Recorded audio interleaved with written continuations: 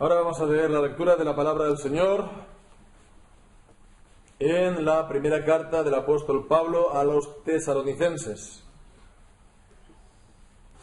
El capítulo 1, los versículos del 8 al 10. Primera de Tesalonicenses, capítulo 1, del 8 al 10.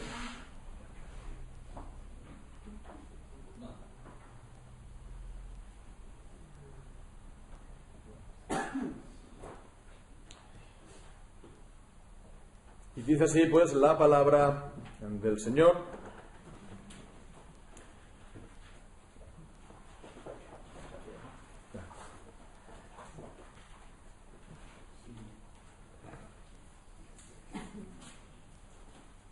Porque desde vosotros ha sido divulgada la palabra del Señor, no solo en Macedonia y Acaya, sino que también en todo lugar vuestra fe en Dios se ha extendido. De modo que nosotros no tenemos necesidad de hablar nada, porque ellos mismos cuentan de nosotros cuál fue la entrada que tuvimos a vosotros, y cómo os convertisteis de los ídolos a Dios, para servir al Dios vivo y verdadero, y esperar a su Hijo de los cielos, a quien levantó de los muertos, a Jesús, quien nos libra de la ira venidera. Amén. Y el Señor bendiga su santa palabra. Los versículos que hemos leído pues siguen hablando de esta llegada del apóstol a Tesalónica y cómo pues los tesalonicenses recibieron el mensaje que Pablo predicaba. En concreto vemos cómo estos versículos dan la razón de lo que dice el versículo 7. De tal manera que habéis sido ejemplo o modelo a todos los que han creído en Macedonia y Acaya. Bien, ¿esto por qué? ¿Por qué fue esto? Pues por lo que sigue. Lo que sigue, por tanto, es la explicación. Porque desde vosotros ha sido divulgada la palabra del Señor, etcétera, etcétera. Entonces vemos, es la explicación, es la continuación. Alguien podría pues considerar que podría llegar a ser algo repetitivo detenernos aquí, insistir un poco más en lo ya visto. Podría ser así, pero lo cierto es que también estos versículos, si nos detenemos en ellos y lo paramos a pensar, nos dan pues una información pues muy valiosa, nos dan una visión preciosa de lo que ocurre cuando el Evangelio llega a la vida de la gente, cuando el Evangelio llega con poder a la vida de las personas. Cuando el Evangelio llega con poder, vemos ocurren cosas nuevas, ocurren algo pues nuevo que antes no estaba ahí.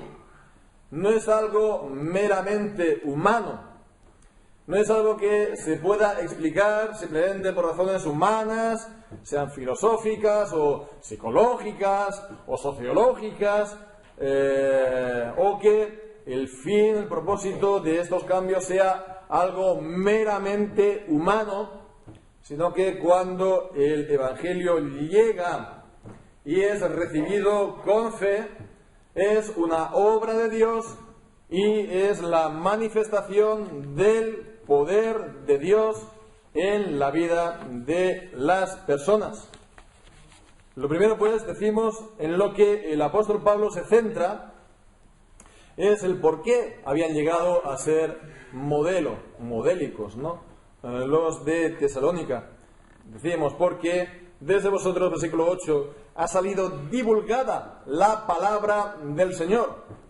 La palabra del Señor, o también el Evangelio, es el mensaje acerca de Cristo, es el mensaje de salvación, ¿no?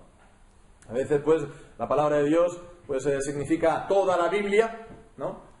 Y otras veces de una manera más reducida, el mensaje acerca de Cristo, el mensaje de la persona y de la obra de Cristo, el mensaje de salvación. Y bien, pues fue divulgado, ha sido la palabra del Señor divulgada. Y la palabra en el original aquí solamente aparece en este lugar y literalmente es resonado. Es resonado, es como si pues hubiera sonado una trompeta y su eco se haya oído en todas partes. Dice en Macedonia y en Acaya, que eran las ciudades de alrededor, las ciudades vecinas, pero no solamente ahí, sino en todo lugar, ¿no? Se fue pues a los cuatro vientos.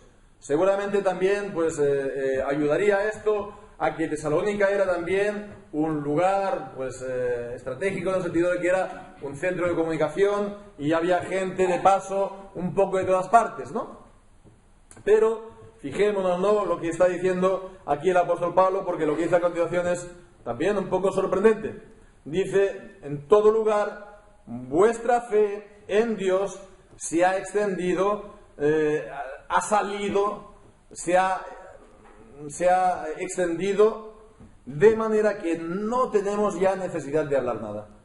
No es que aquí está diciendo de que, bueno, ellos ya han evangelizado tanto que ellos ya, el apóstol y sus colaboradores ya no necesitan predicar. No es esto, sino que se está refiriendo entonces a que ya ellos no tienen que contar a nadie lo que había ocurrido en Tesalónica. Ellos ya no tienen que contarles pues cómo ellos habían recibido la palabra y qué es lo que había ocurrido allí en Tesalónica. Eran los demás que venían a Pablo y le decían: bueno, no sabes, no te has enterado lo que ha ocurrido en Tesalónica. Ha habido pues una multitud de gente, sobre todo de origen pagano, pero también habían judíos que han recibido pues el mensaje de Pablo y se han convertido a la fe en Cristo.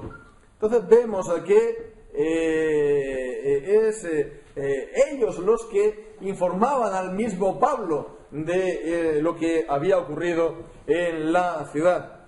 Seguramente también es que los de Tesalónica daban testimonio oralmente, es decir, lo que decimos, evangelizaban, daban testimonio, y entonces estaban pues hablando del Evangelio de Jesucristo, pero vemos, no es en este contexto lo que se centra.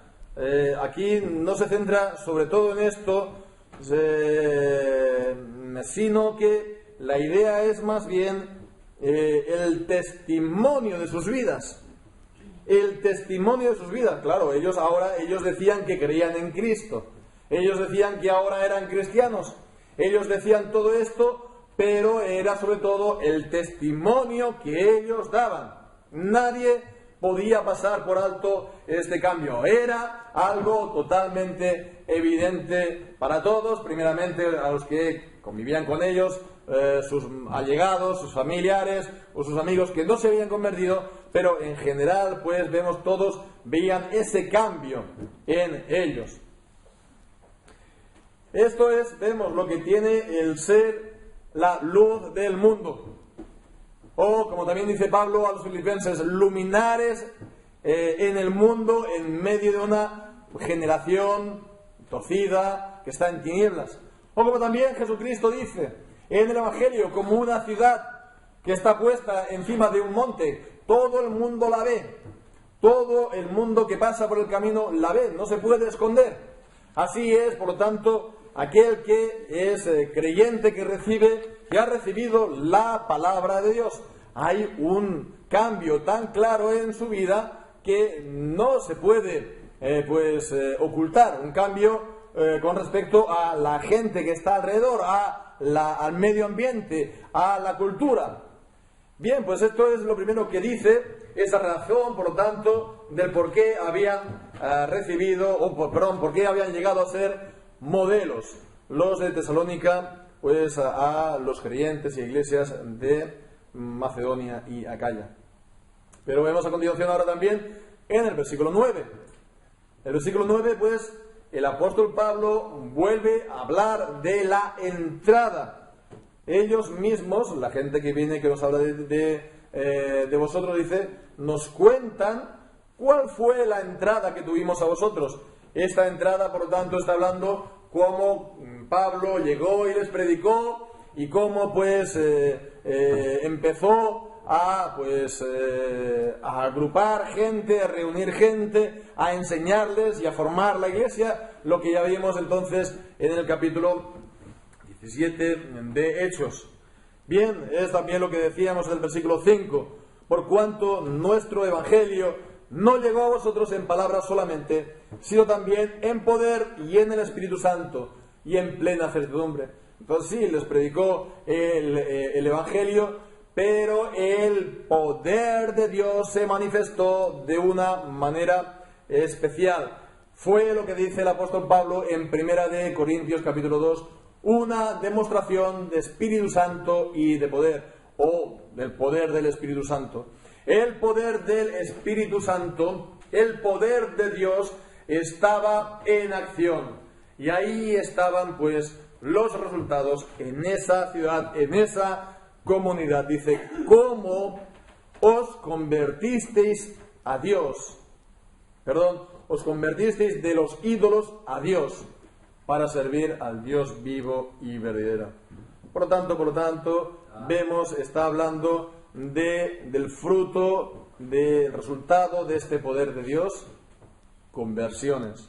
Está hablando de conversiones. ¿Y qué es la conversión? Pues el significado es dar una media vuelta. Es dar un giro completo de 180 grados. Uno va pues en una dirección y entonces da un giro completo y entonces pues se da la vuelta y comienza a caminar en el sentido contrario. Antes pues se servía, dice, a los ídolos. A los ídolos.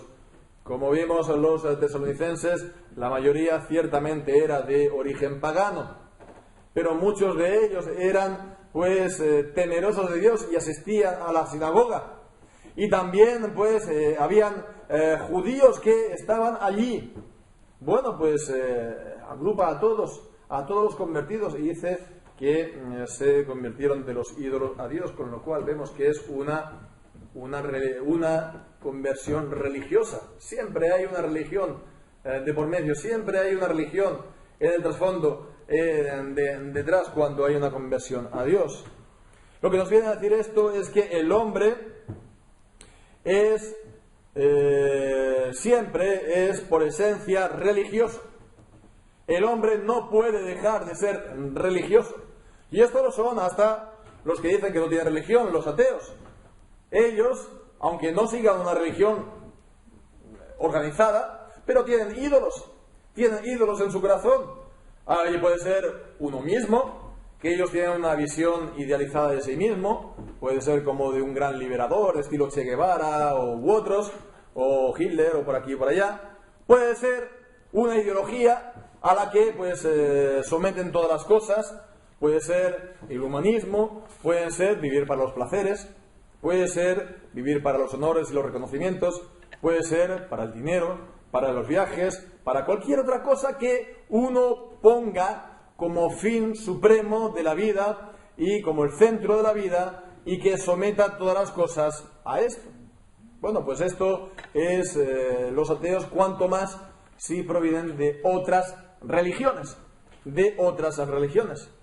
pues aquellos a los cuales se adora y se sirve, se cree en otras religiones, aquellas cosas que incluso los ateos, para las cuales los ateos viven, todos estos son ídolos, y como ídolos son ídolos vanos. Son ídolos, por lo tanto, que nada pueden hacer. El Salmo 115, el Salmo 135, no pueden salvar, no pueden dar la vida eterna, no pueden otorgar el perdón de pecados, no pueden hacer nada de esto, pero ni siquiera pueden socorrer, ni siquiera pueden ayudar en una situación de grave necesidad. No pueden hacerlo como lo puede hacer nuestro Señor. A lo sumo, lo más que pueden hacer es ponerse en contacto con demonios. 1 Corintios 10 dice que los gentiles sacrifican a los ídolos, a los demonios los sacrifican. Entonces, bueno, a lo mejor pueden recibir algún tipo de, entre comillas, ayuda de parte de ellos, pero esa ayuda que puedan recibir de parte de ellos se lo van a cobrar con creces en sus vidas, porque los van a someter más y más a su dominación, a su gobierno. Bien, por lo tanto, nos está hablando aquí de la conversión, de esa conversión a Dios.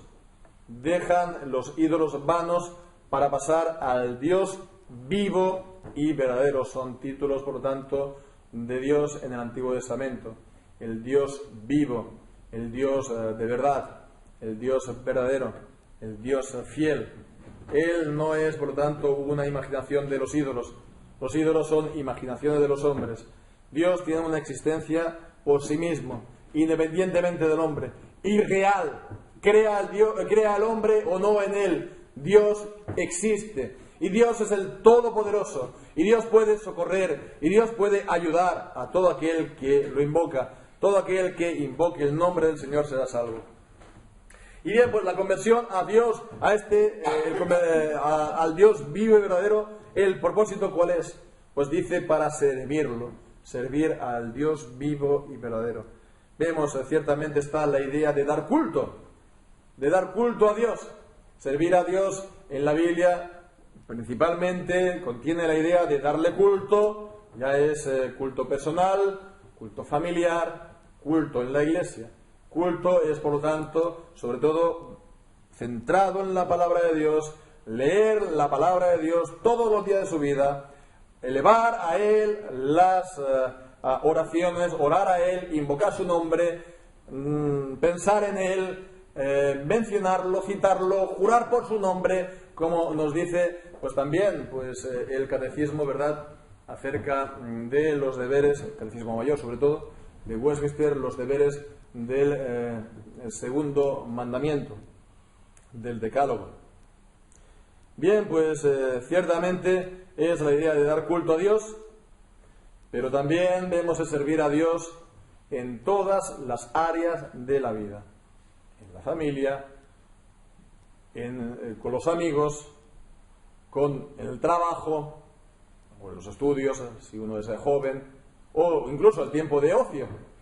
Es decir, que vivir en todas estas áreas de la vida conforme a la voluntad de Dios. ¿Y cómo sabemos la voluntad de Dios? De nuevo, pues, por la palabra de Dios. Entonces, vemos que la conversión a Dios lleva a servir a Dios. Servir a Dios es inseparable de su palabra. Por ello es imposible que un creyente, en Cristo, verdaderamente él tenga la fe por un lado y su vida en otro.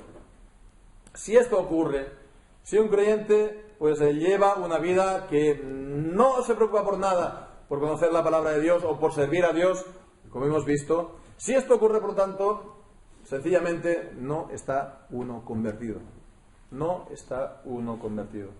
Para ser salvos, para ser convertidos, para saber si es uno salvo o para saber si uno es convertido, pues uno tiene simplemente que, es una cosa muy sencilla, ver su vida. Ver su vida. No hay mucho más, cosa mucho más allá, mucho más misterio, no hay mucha más incógnita, enigma detrás de esto. Es ver si lleva una vida que está sirviendo al Señor para darle culto y en todas las áreas de su vida.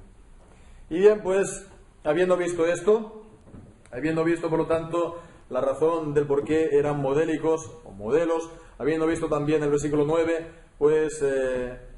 la entrada del apóstol Pablo y el poder de Dios que se tradujo en la conversión de los tesalonicenses, habiendo todo esto, vemos la conclusión al versículo 10. Dice que se convirtieron para servir al Dios vivo y verdadero y esperar a su Hijo, es decir, Jesucristo, de los cielos, desde los cielos, que venga desde los cielos, a quien levantó de los muertos, a Jesús, quien nos libra de la vida, de la ira venidera. Entonces vemos que además de servir a Dios, esta conversión lleva a otro aspecto importante, a otra cosa importante, que es esperar a su Hijo, a Jesucristo, desde los cielos, a que venga desde los cielos. Ya en el versículo 4 habíamos, versículo 3, mejor dicho, habíamos hablado de la paciencia, de la esperanza en nuestro Señor Jesucristo. Es una espera paciente, se prolonga, entonces continuamos, es una perseverancia, constancia, paciencia en esta esperanza. Entonces vemos que la manera más sencilla de definir esta esperanza es esperar el regreso de Cristo, esperar su venida, esperar el encuentro, el reencuentro con nuestro Señor y Salvador. a quien hemos creído por el mensaje del Evangelio, pero entonces lo veremos cara a cara y estaremos con Él para siempre. Él ha de regresar desde los cielos a donde se fue, y se fue allí, ¿por qué? Porque Él resucitó. Dice, a quien el Padre levantó de los muertos, como vemos en Romanos capítulo 1, versículo 4, que fue levantado desde los muertos por el Espíritu Santo, el Espíritu de santidad. Fue declarado Hijo de Dios con poder por esta resurrección de entre los muertos. Bien, pues vemos aquí de esta manera esta resurrección de Jesucristo de entre los muertos forma parte del corazón del mensaje del Evangelio, juntamente con su muerte.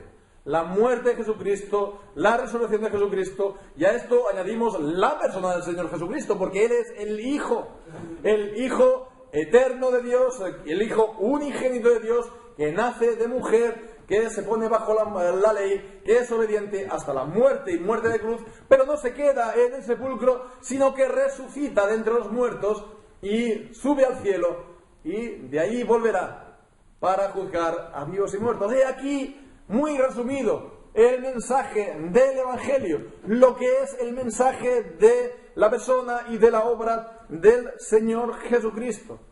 Por lo tanto, vemos que forma parte la resurrección del mensaje del Evangelio, como vemos en 1 Corintios 15.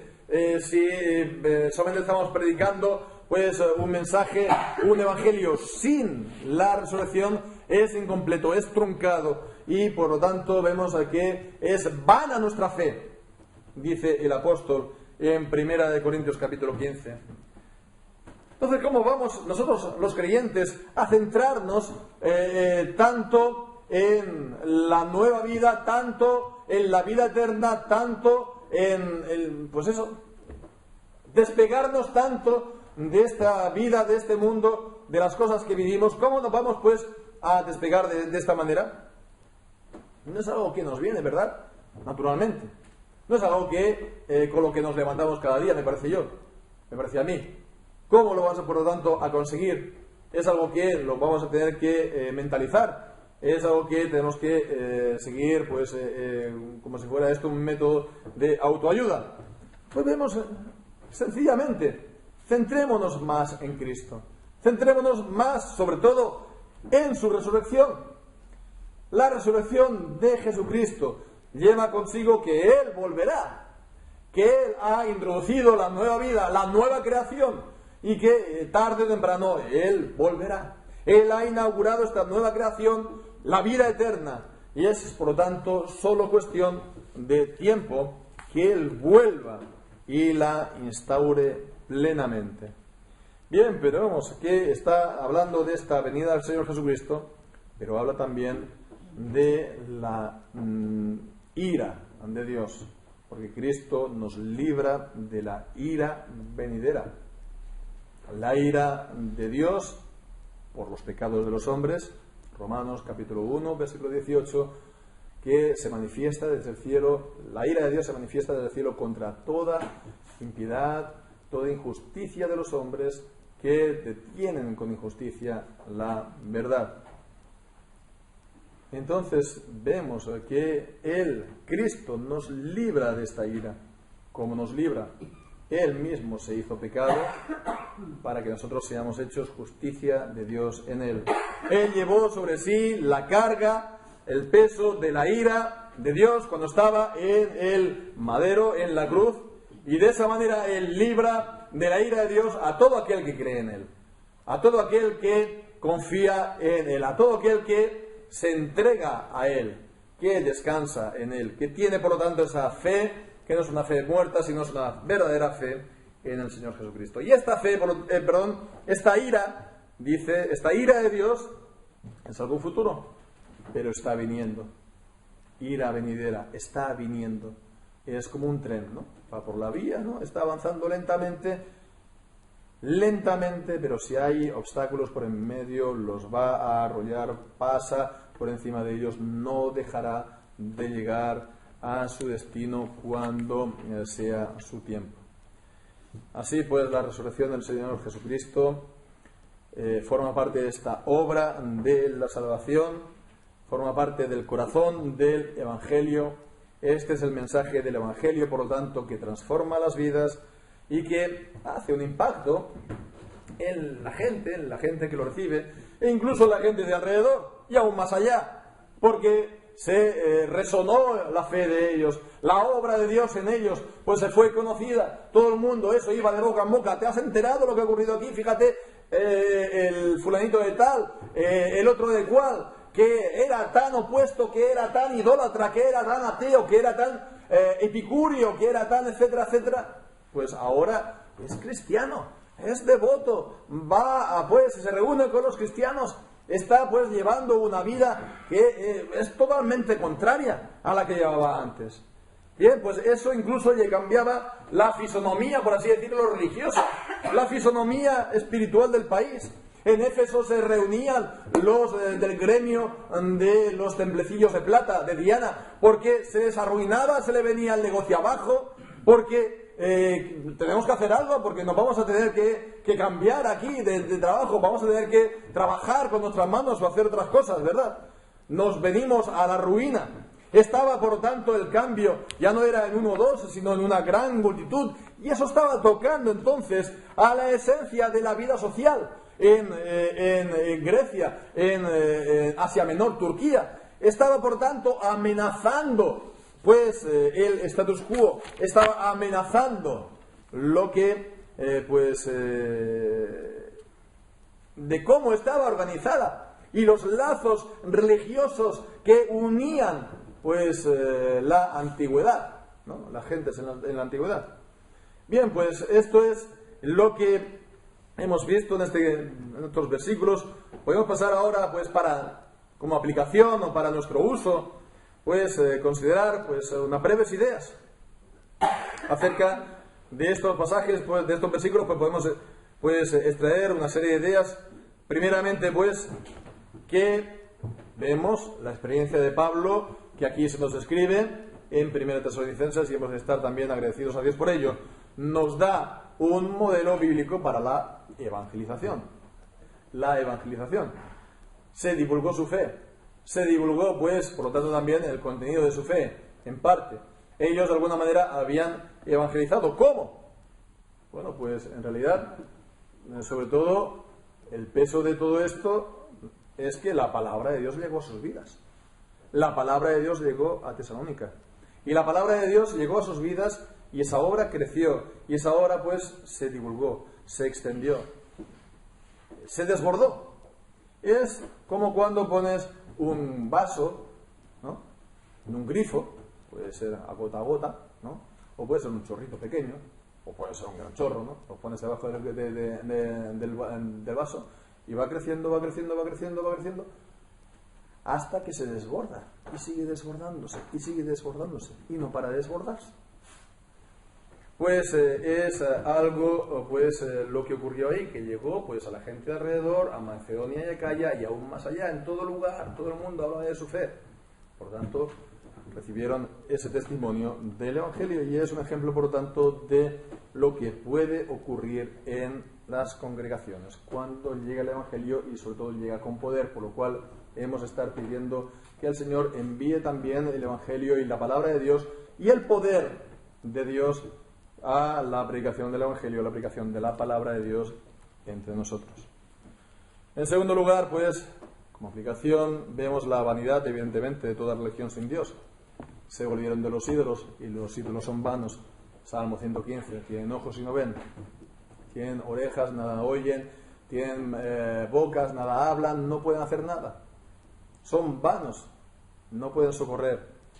Y bien, pues estamos acostumbrados, ¿no?, en nuestra mentalidad contemporánea, a pensar de que la gente que no tiene el Evangelio se puede salvar en su religión, por guardar su religión, porque Dios es misericordioso y es bondadoso, y bueno, pues si lo hacen de corazón, aunque no tengan todo el conocimiento, pues bueno, algo de bien hacen, y Dios pues lo toma en cuenta.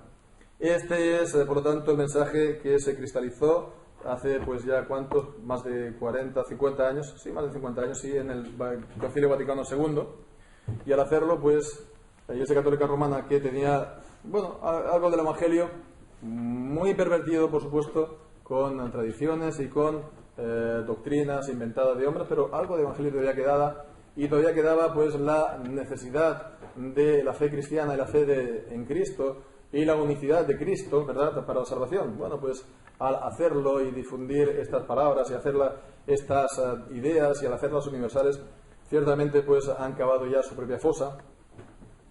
Y bueno, los evangélicos pues somos bastante a veces dispuestos e inclinados a seguir estas ideas. Se han seguido por evangelistas reconocidos como Billy Graham y tal vez otros, ¿no? Y bueno, pues si los evangélicos quieren seguir estas ideas, pues adelante, se enterarán por ellos, se enterarán con la Iglesia Católica Romana. Ya la misma idea del ecumenismo que está tan en boga con nosotros, del paso del ecumenismo al diálogo interreligioso, es un paso muy pequeñito. Es el mismo principio. Y entonces es la idea, por lo tanto, que bueno, todas las religiones llevan a Roma. Todas las religiones, pues al final, ¿qué más da si uno sea musulmán, que uno sea católico, que uno sea protestante, que uno sea budista, que uno sea lo que sea? Lo importante es creer en algo y ser bueno, ¿no? Bueno, pues es vanidad, porque estos ídolos nada pueden hacer. Estos ídolos son imaginaciones de los hombres que nada pueden pues hacer en la vida concreta, mucho menos salvar el alma de las personas. Es imprescindible, por lo tanto, el anuncio de Cristo, es imprescindible la evangelización, la predicación del Evangelio, es imprescindible el nombre de Cristo para la salvación. La tercera, pues, idea de aplicación es que, del mismo modo, la conversión a Dios es imprescindible. Es imprescindible la conversión a Dios y otras religiones. O de una vida sin religión, como hemos visto, ¿no? De ateísmo o escepticismo o agnosticismo.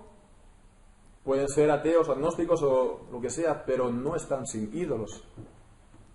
Cuanto más, entonces, también los de otras religiones, por supuesto. Pero es que todos nosotros, todos los hombres, por naturaleza, estamos apartados de Dios y somos rebeldes.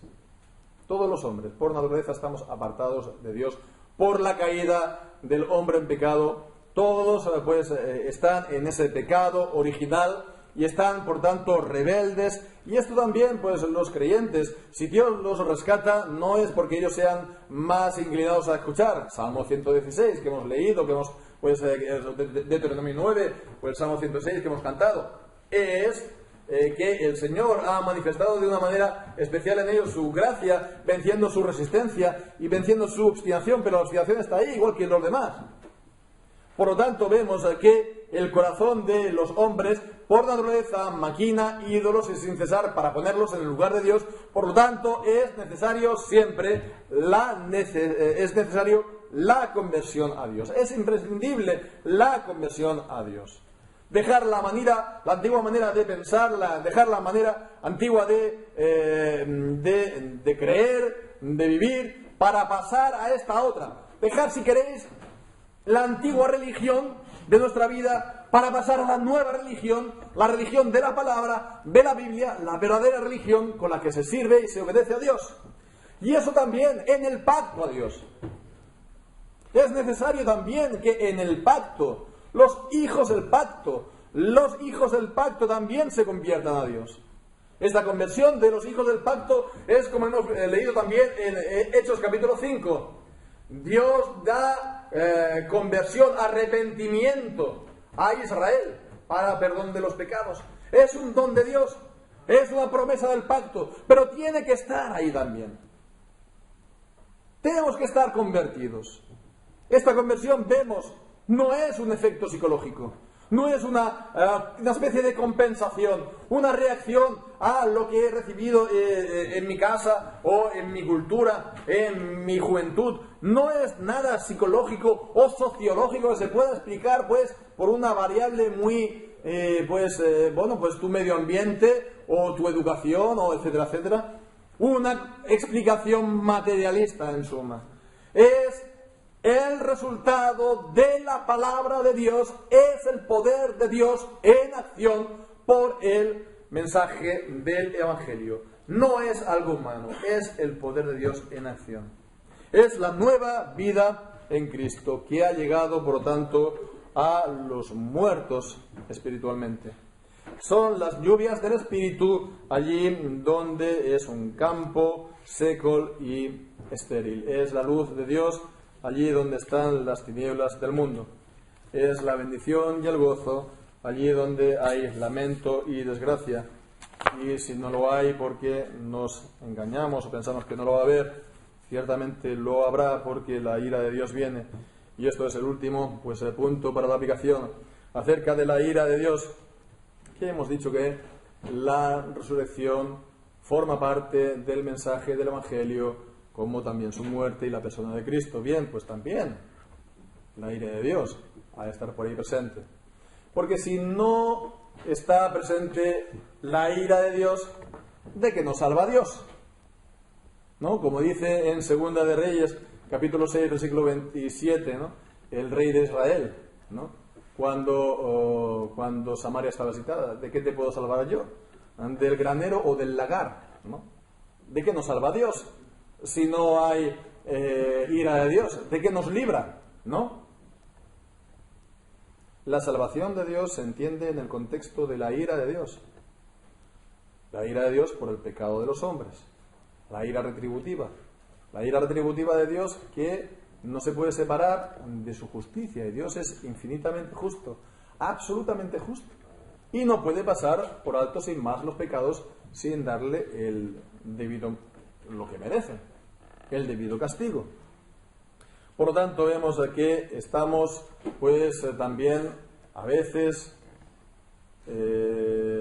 acostumbrados a pensar en la conversión a Dios en términos bastante psicológicos. Ay, que yo estaba antes muy triste, antes estaba yo muy depresivo y ahora tengo felicidad. Ciertamente, muchas veces es así, estamos deprimidos antes de conocer el Evangelio y el Señor nos da felicidad, sí, nos da gozo en nuestra alma y nos da también sentido en nuestra vida, sí, pero lo fundamental de todo esto, lo fundamental es que no nos salva de estas cosas en primer lugar, sobre todo nos salva de la ira y sobre todo nos salva de la condenación eterna. Y estamos también acostumbrados a pensar, a excluir el concepto de la ira de Dios incluso en el mundo. Estamos acostumbrados a pensar en términos de gracia de Dios por todas partes, gracia común, ¿verdad? En los inconversos, en el mundo y en la sociedad. Es decir, que hay gracia por todas partes e ira de Dios ¿por dónde? Cambia completamente la perspectiva cuando uno ve la vida, cuando uno ve el mundo en términos de ley de Dios, en términos de ley de Dios y en términos de justicia de Dios que demanda el justo castigo y que ciertamente no dejará que su justicia no sea satisfecha. Y esto fue lo que llevó a que Jesucristo muriese en la cruz para que su justicia fuese satisfecha con respecto a su pueblo, de manera que los perdona sin que eso altere su justicia. Su justicia fue cumplida. Bien, este es el panorama, como decíamos, hermanos, este es el panorama de estos versículos cuando llega el Evangelio, lo esencial de este mensaje. Como decíamos, el poder de Dios obrando, el poder de Dios manifestándose en la vida de las personas y aún más allá. Y esto es el deseo, lo que deseo personalmente para nosotros durante este año. Ya sabemos, los cursos eclesiales, ¿no?, siguen bastante los cursos escolares, ¿no?